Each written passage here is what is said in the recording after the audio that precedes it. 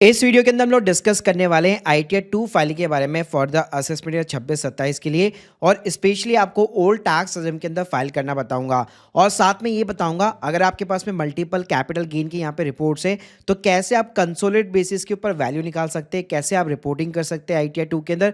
तो पूरा ही डिटेल के अंदर वीडियो का स्टेप बाय स्टेप क्या क्या डिडक्शन आप अवेल कर सकते हो new versus old tax regime दोनों के अंदर। तो प्लीज पूरा वीडियो यहाँ पे जरूर देखिएगा। वीडियो को स्टार्ट करने से पहले बताना चाहूंगा अगर प्रोफेशनल एक्सपर्ट के थ्रू ITR फाइल कराना चाहते हैं बहुत ही अफोर्डेबल कॉस्ट के ऊपर, लिंक के अंदर description box, and you can trust over 1700 plus reviews. भाई सीधा यहाँ पे मैं इनकम टैक्स पोर्टल के ऊपर ही आ चुका हूँ, तो लॉगिन कर लीजिएगा। लॉगिन करने के बाद में आपको ई फाइल सेक्शन में फाइल इनकम टैक्स रिटर्न, यहाँ पे हम लोग 26-27 सेलेक्ट कर लेते हैं। मोड हमारा ऑनलाइन रहेगा, सिंपली स्टार्ट न्यू फाइलिंग।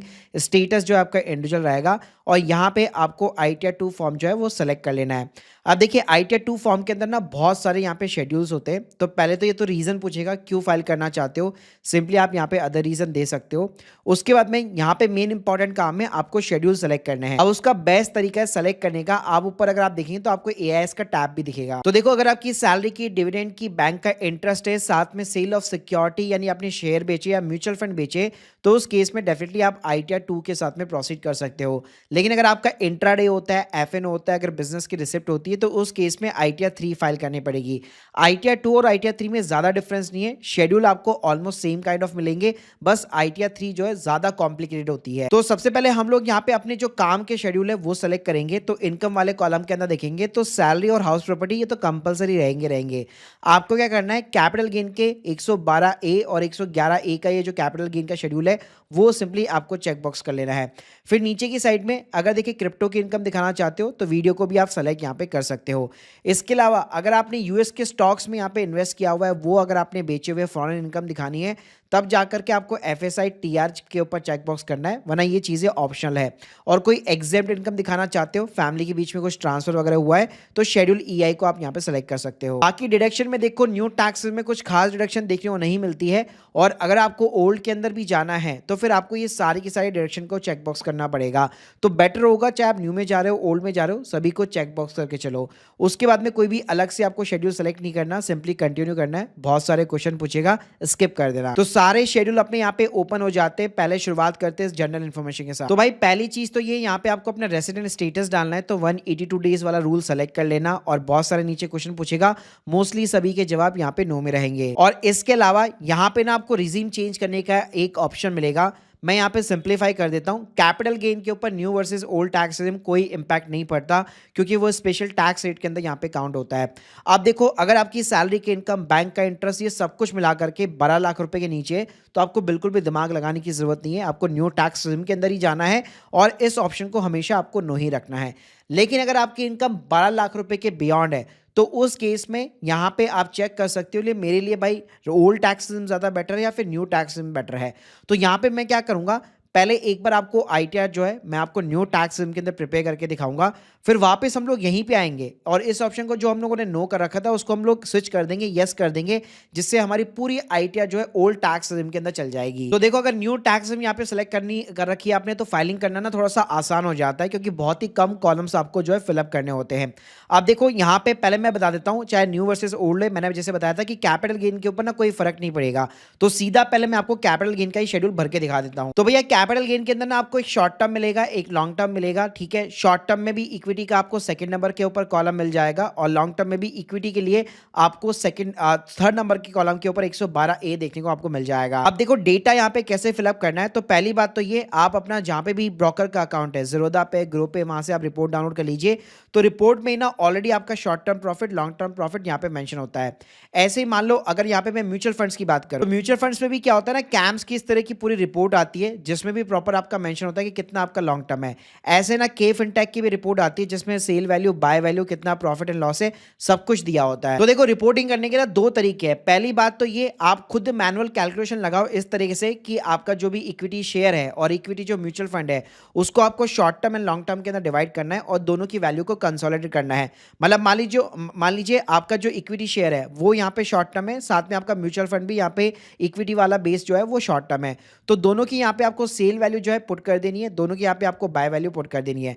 तो इस तरह से आपको कंसोलिडेटेड बेसिस पे डेटा बनाना पड़ेगा। तो हमारी जो एंट्रीज भी होगी ना आईटीआर फाइलिंग के अंदर, वहां पे हमें केवल सेल वैल्यू डालनी पड़ती है और बाय वैल्यू डालनी पड़ती है, जिसमें आपका इक्विटी शेयर भी शामिल होता है और म्यूचुअल फंड भी शामिल होता है। तो शॉर्ट टर्म की अपनी एक एंट्री हो गई और अपनी एक लॉन्ग टर्म की अपनी एक एंट्री हो गई। और इतनी भाई मगजमारी नहीं करना चाहते हैं तो फिर क्लॉड एआई के ऊपर जाओ और अपनी सारी रिपोर्ट्स को यहाँ पे आप अपलोड कर देना।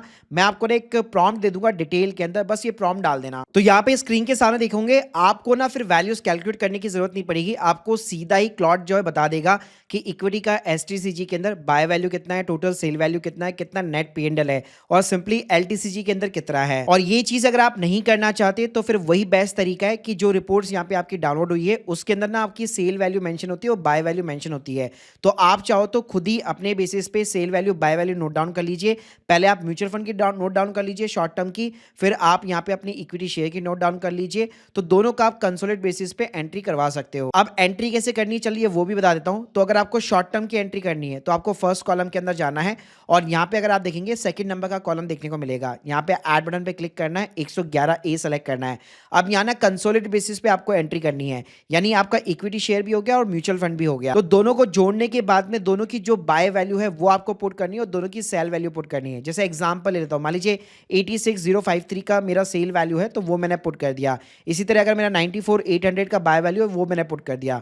तो जो भी मेरा प्रॉफिट एंड लॉस आ रहा होगा वो मेरा यहाँ पे रिपोर्ट हो जाएगा। और जो एआई के थ्रू हमने किया वहां पे भी सेम कहानी है, बस वहां पे आपको कुछ टाइप वाइप नहीं करना, रिपोर्ट डाउनलोड करके सीधा प्रॉम्प्ट डालना है तो वो सीधा ही आपको बाय वैल्यू, सेल वैल्यू और जो भी नेट पीएनएल होगा वो आपको निकाल के दे देगा। तो भाई जो इक्विटी की एंट्री है शॉर्ट टर्म की वो तो यहाँ पे हो जाएगी। और मान लीजिए जो नॉन इक्विटी का अगर शॉर्ट टर्म का है कुछ भी, जैसे डेट फंड्स वगैरह हो गए, तो ये 5वें नंबर का कॉलम अगर आप देख रहे होंगे ना, तो यहीं पे full value of the consideration, यहीं पे आपको सेल वैल्यू डालनी है और यहीं पे आपको बाय वैल्यू डालनी है। और ऐसे अगर मैं लॉन्ग टर्म कैपिटल गेन की एंट्री की बात करूं तो उस केस में आपको यहाँ पे थर्ड कॉलम मिल जाएगा 112A करके।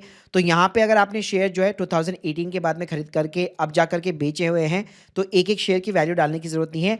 यहाँ पे भी अगेन आप अपना पूरा कंसोलिडेट डाल सकते हो, यानी इक्विटी शेयर का हो गया और इक्विटी म्यूचुअल फंड का।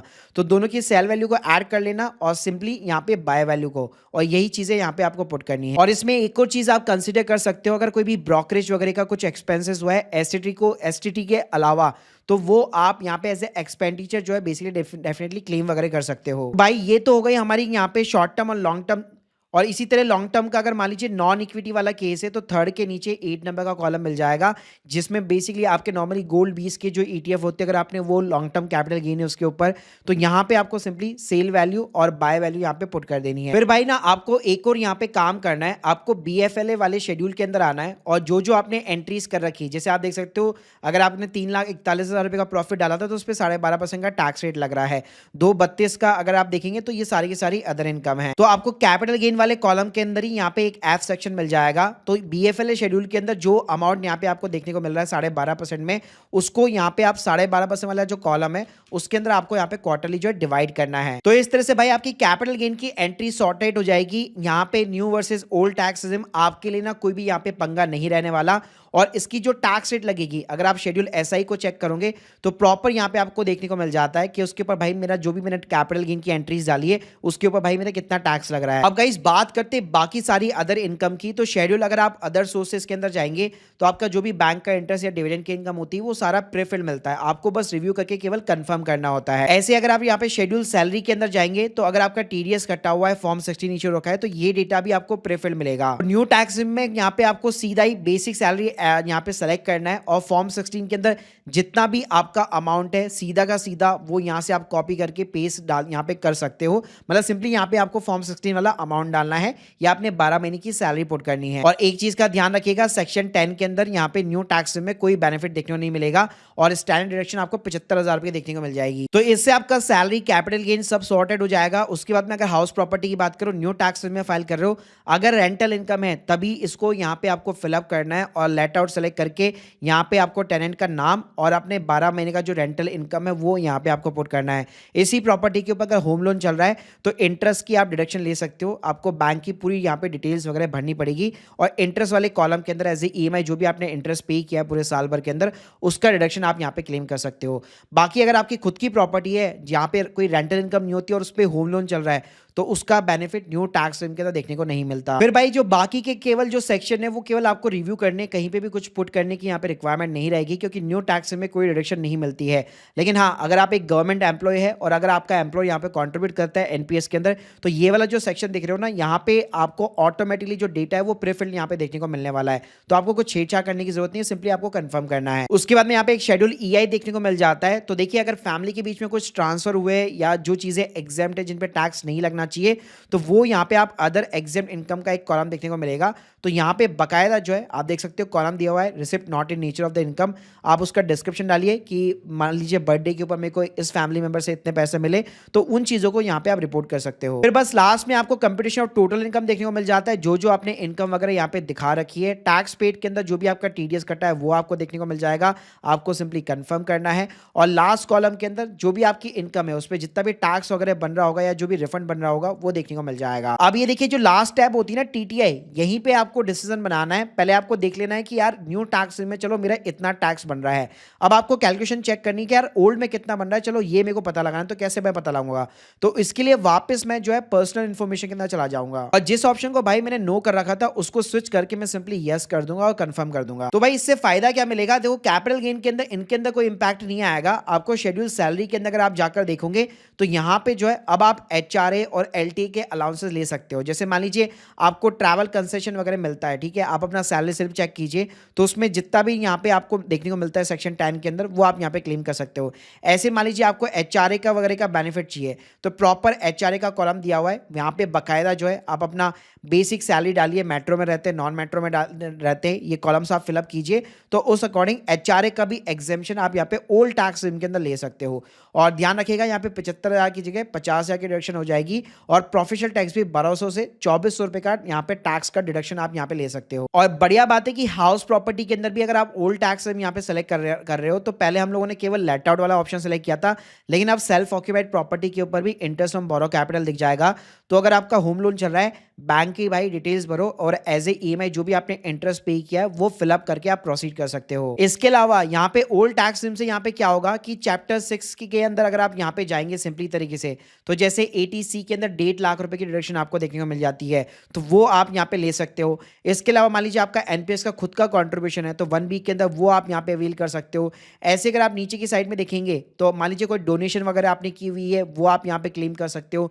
पॉलिटिकल पार्टी का डोनेशन वगैरह हो गया। इसके अलावा 80D देखने को मिल जाएगा, जहाँ पे हेल्थ इंश्योरेंस का, मेडिकल चेकअप का, अपने सीनियर सिटीजन पेरेंट्स के मेडिकल एक्सपेंडिचर का, ये सारा क्लेम जो है आप यहाँ पे उठा सकते हो। ऐसे अगर आप सेविंग इंटरेस्ट की बात करते तो नीचे की साइड में ATTTA, जहाँ पे आपको 10,000 रुपए तक का बेनिफिट देखने को मिल जाएगा। तो इस तरह से आप क्या कर सकते हो, डिडक्शन वगैरह सब कुछ अवेल करने के बाद में बस आपको ना लास्ट कॉलम के अंदर जाना है और यहीं पे आपको पता लग जाएगा कि यार न्यू में मेरा कितना टैक्स बन रहा था, ओल्ड में मेरा कितना बन रहा था, या फिर आपका रिफंड यहाँ पे कितना बन रहा था। तो इस तरह से आप इजीली यहाँ पे न्यू वर्सेस ओल्ड के बीच में इजीली आप कंपैरिजन कर सकते हो। फिर भाई लास्ट में बस जो भी रिजीम आपको सेलेक्ट करनी है वो सेलेक्ट करो, अपना प्लेस डाल दो और सिंपली प्रोसीड करो। अगर वैलिडेशन सक्सेसफुल है तो लास्ट में एक ओटीपी डाल के आप अपनी आइडिया को सबमिट करवा सकते हो। तो गाइस आपको समझ में आया होगा कि कैपिटल गेन के ऊपर रिजीम का जो है कोई फर्क नहीं पड़ने वाला। मेन जो स्लैब रेट के अकॉर्डिंग जो टैक्स होती है चीजें, केवल वहीं पे आपका न्यू वर्सेस ओल्ड का यहाँ पे पंगा रहता है। So guys, hope you like this video, please subscribe channel. बाकी अगर आप लोग कोई भी डाउट से या हमसे सर्विस लेना चाहते हैं, link in the description box.